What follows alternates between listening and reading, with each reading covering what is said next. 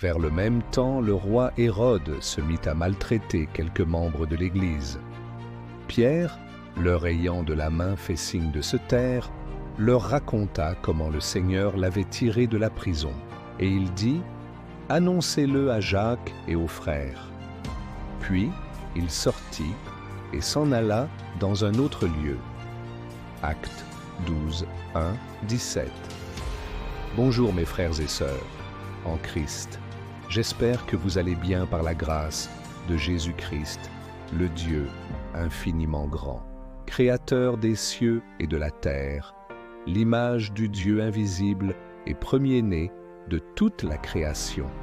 En effet, ce mardi, lors de la réunion de prière, nous avons compris l'importance de la prière. Tout d'abord, nous avons vu la puissance de la prière de l'Église en soutien d'un frère en Christ, à travers le message du pasteur Jean-Claude.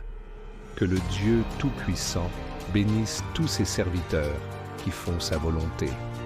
Ainsi, Pierre a été soutenu de manière surnaturelle. Il était gardé par Hérode à travers ses sentinelles.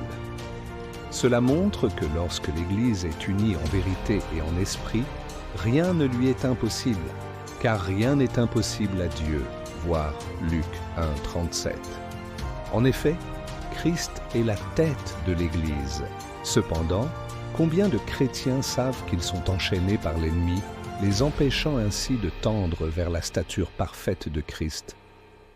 En réalité, nous sommes souvent enchaînés par nos propres convoitises. Puis la convoitise, lorsqu'elle a conçu, enfante le péché. Et le péché, étant consommé, produit la mort. Jacques 1,15. Bien que nous honorions Dieu des lèvres, l'honorer en vérité implique de marcher selon l'esprit. Ne pas faire de notre liberté un prétexte pour vivre selon la chair, voir Galates 5, 13, 17. Il est écrit « Vous connaîtrez la vérité, et la vérité vous affranchira. » Jean 8, 32. Toutefois, cette vérité nous affranchira seulement si nous demeurons dans la parole. Dès lors, nous serons véritablement disciples de Christ. En effet, demeurer dans la parole signifie faire de notre vie l'évangile de Christ par la puissance du Saint-Esprit. Ainsi, nous deviendrons l'image de la lumière qui éclaire les ténèbres. Que toute la gloire revienne à Dieu et à son Fils Jésus-Christ.